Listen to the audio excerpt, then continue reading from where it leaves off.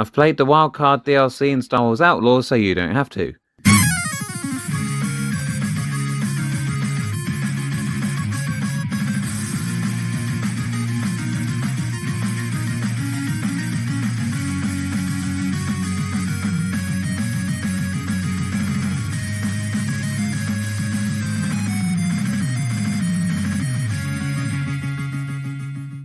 Following my last video, it's clear that Outlaws is on a bit of a redemption arc, and those of us that have stuck it out since the beginning are now being rewarded with reworked mechanics and gameplay. I mean, you can now carry out picked up weapons, even when you climb ladders. It's madness.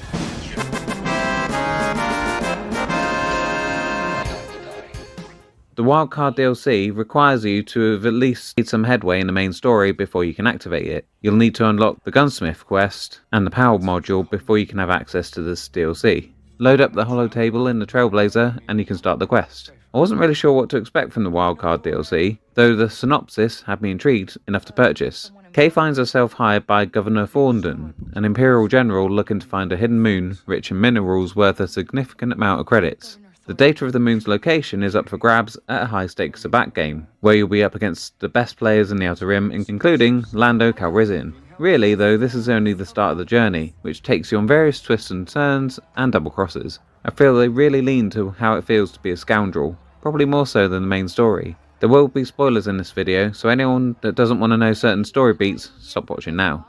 So, we're back with Kay, who needs to find herself into this high-stakes Sabacc game. She can't just wander into it, and she finds herself needing to get in with an invitation. The tournament takes place on a continuously moving starship, so that they can avoid the reach of the Empire. The first portion of this DLC sees you trying to blackmail one of the current players into giving you their invite. Once you're in, you begin playing a more professional game of Sabacc. The rules are exactly the same, however you have no shift tokens to play. Also, you're made aware of some of the other players' tells, so if you spot any, you can actually rat them out over the course of the game.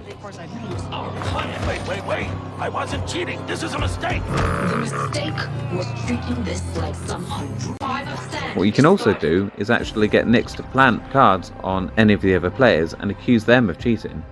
Kay really goes hard getting her scoundrel on in this part of the DLC. The tournament is cut abruptly short by bandits who show up and steal the moon data. There's a cool action sequence where Kay's chasing the bandits through the ship whilst also simultaneously getting hunted down by the tournament's enforcers. They eventually escape Kay's reach, forcing her to follow them to Kashara.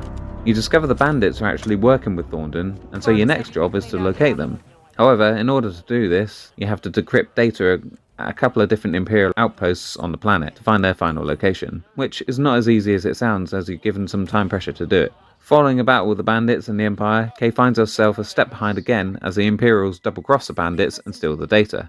This last section of the DLC sees Kay infiltrating Thornden's base, with the help of Lando, in a last-ditch effort to take what's hers. This is probably the most challenging aspect of the DLC, as you have to scale multiple levels of the space station, using stealth to avoid any serious conflict and avoid setting off the alarms.